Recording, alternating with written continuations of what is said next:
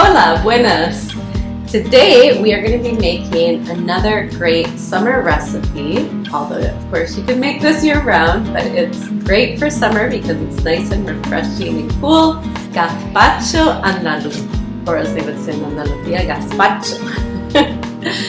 Andalusia is in the southern part of Spain. My dad is from Andalusia, from the region of Granada.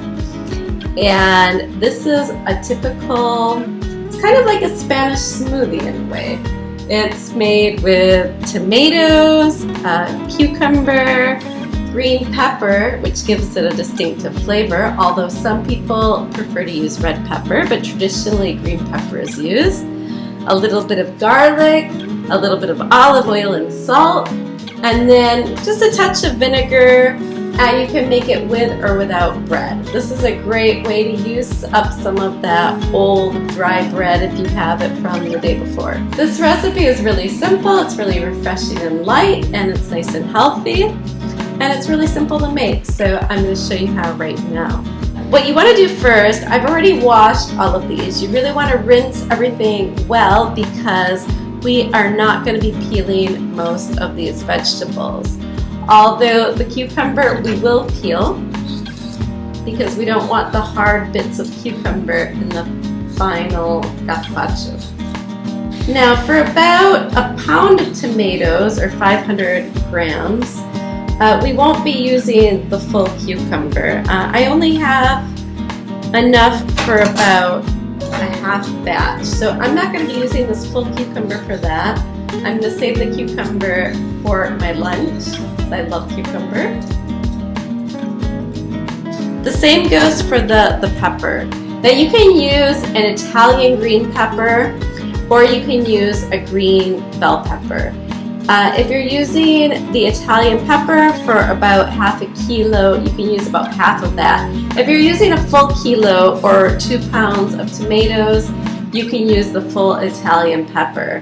I'd suggest using about half of the bell pepper for that amount.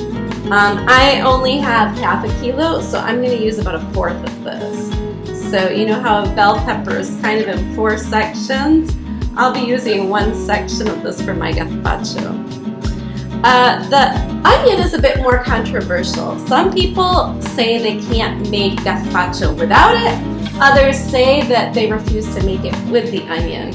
And some people use it as a garnish on the side. They don't add it to the soup.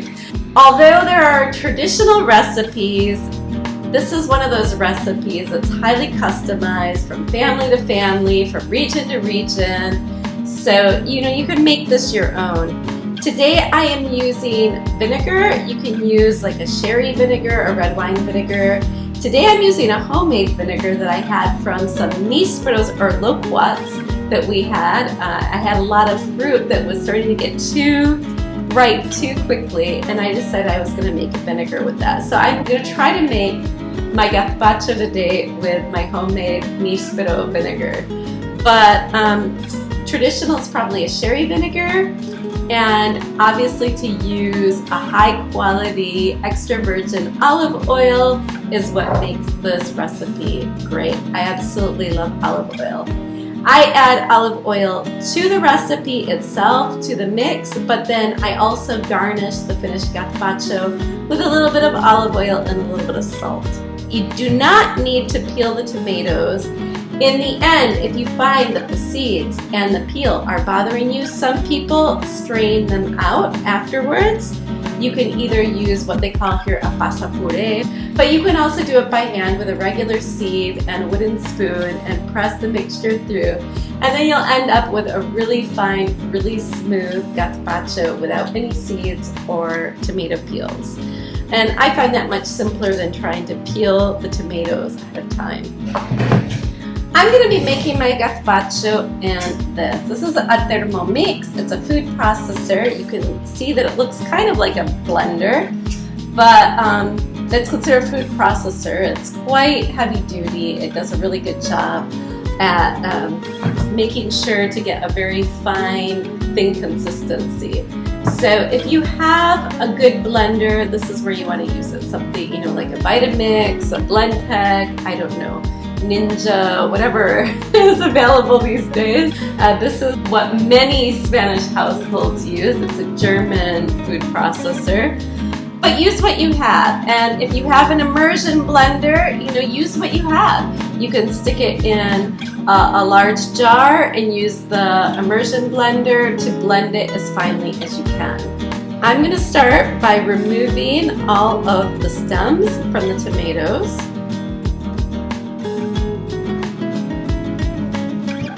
There we go. And I'm going to be cutting this into large chunks. Now this food processor does a really good job of finely blending everything and making it nice and smooth. So I'm not going to worry too much about chopping this up finely, but you'll have a better idea of how your food processor or blender works. Keep in mind that a traditional food processor isn't necessarily meant for liquid. Sometimes if you try to use a traditional food processor with a wide opening, and many times the liquid will come out. So it's probably better to use a blender. If you are using a blender that has a smaller type jug or jar, you want to cut this up more finely to make sure that all the ingredients can get down into the blades. And of course with immersion blender, you'll also want to make sure that it's cut finely. With this one, I don't have to worry too much, so I'm just gonna, cut this maybe into fourths, and that will work.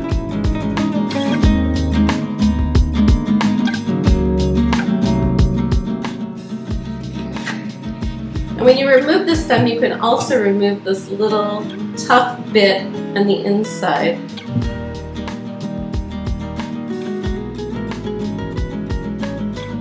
That will help ensure a more smooth gazpacho, especially if you don't plan on straining it out afterwards.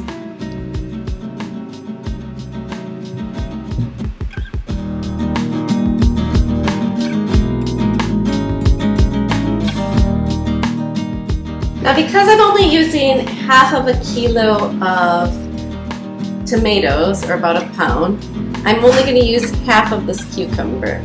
So again, I already peeled it. I'm just going to cut it into some chunks. If you have a blender, you might want to make them smaller than this. Then I am going to add 1/4 of the green pepper.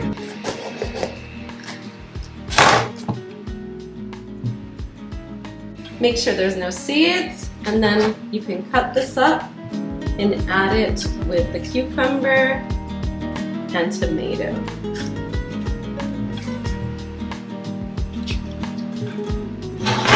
Next, we're going to be adding a clove of garlic. Smash it, just make sure you get the peel off of it.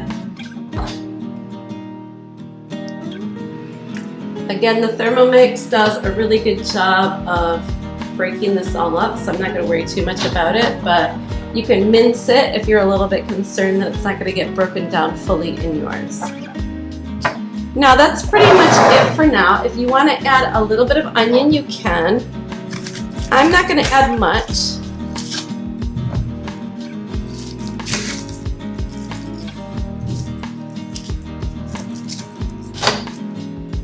Maybe about this much. But this is all about taste, and some people don't use it at all in gazpacho, and other people swear by it. They say that they can't make gazpacho without it. I'm going to add about 2 tablespoons of olive oil. You can see being very precise with the way I'm measuring this. I did measure out 2 tablespoons ahead of time of the vinegar, not for any particular reason, just because I didn't want to bring the bottle out here. And then you can choose if you want to add bread or not. Now for this amount of gazpacho, I would use about a piece about this big. Usually for about a kilogram of tomatoes, you would use about 50 grams of bread. This is just over 25 grams, so this is about right. You can also, if you want to keep this gluten-free and just lighter, you don't need to add bread at all. You can also add the bread in the form of croutons or toasted bread as a garnish. I'm going to try it this time with bread. I normally make it without, so I'm a little bit curious about what this will be like with bread. I might not add all of it. If you're adding bread, you're probably going to want to add some water. And so for this amount, we'll probably be adding about half a cup of water. Adding the water now also helps the blender get all the ingredients and have it move more fluidly. So I'm going to add some now, and then you can check the consistency. Depending if you want a thicker gazpacho or a thinner one, you can add more or less water. But for now, I'm adding about half a cup, about 2 tablespoons of the oil, 2 tablespoons of the vinegar, a clove of garlic, 1/4 of a green pepper, half of a cucumber, and half of a kilo or a pound of tomatoes, which ended up being about 5 small to medium sized tomatoes. And then of course the bread and the onion are optional.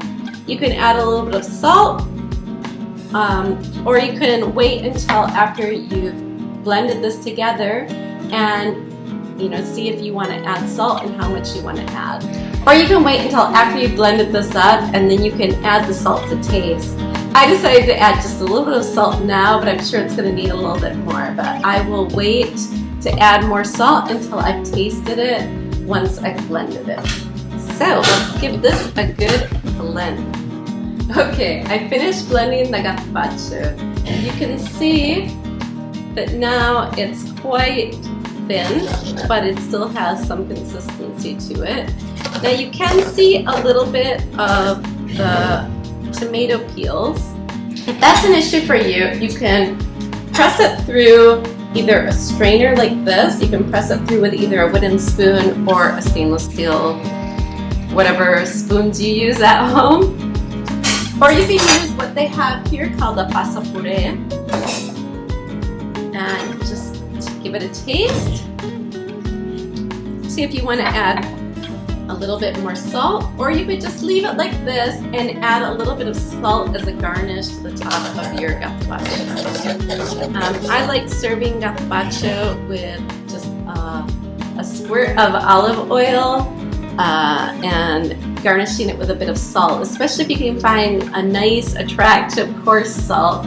They have, black coarse salt that's either truffle flavored or I'm not sure, different ones, or just, any type of salt flakes that you can find. They look beautiful on your finished gazpacho. I'm going to try straining some of this out with just the regular stainless steel sieve. I'm going to pour this in. You can see a lot of it just goes through on its own, especially the liquid component. But we don't want to leave all of this behind. So if we use a spoon, you can really help press it through. And that will strain out any tomato seeds or skin, or even the green pepper skin. Once you finish straining it and getting it to the consistency that you like, you'll want to chill this for several hours. Gazpacho is always served well chilled. It's better not to add ice cubes. If you do plan on adding ice cubes because you've made this at the last minute, then don't add the water because it will really end up watering down your gazpacho quite a bit. But it's best to make it ahead, allow the flavors to meld together. In fact, you can even make it from one day to the next. Make it today for tomorrow lunch. There we go.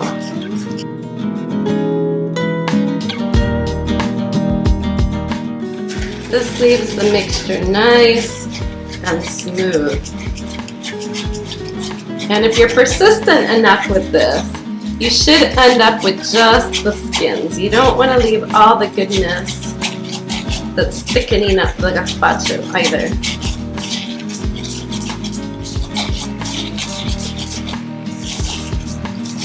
Okay, now that we've finished straining this out, I am going to add this to a carafe, or you can add this to a pitcher. This bowl isn't the easiest thing to pour from, but I'm going to add this so that I can easily chill it in the fridge. You can see this made about 1 liter, almost exactly. I will be covering this. Very, very good. And chilling this for several hours. And this will be perfect for our dinner tonight. Now that this has been chilling for several hours, I am going to prepare it for serving. I'm using small glasses for this today because this is just going to be a light appetizer for the beginning of the meal. So normally I would pour a small amount of gazpacho into each glass and then drizzle some olive oil over the top. I normally would add salt flakes, but I can't find my salt flakes today. I don't know if I misplaced them or finished them. So for now, I will add just a little bit of regular salt on top. I like the salt flakes because they add a bit of color and a bit of texture, but make do with what you have. And just to add that little bit of color that I'm missing from the salt flakes, I'm just gonna grind the tiniest bit of black pepper on it. I think my grinder is kind of stuck, but I want this to be very coarse, just a few little pepper flakes. And then I will be garnishing with just a few sprigs of parsley from my garden. And that's all there is to it. This is now ready for serving and to drink immediately, nice and cold. Perfect for summer. I hope you enjoy this recipe. If you enjoyed it, I would love for you to give me a like, and would also really love for you to subscribe so that you can see more great recipes like this one. Hasta luego.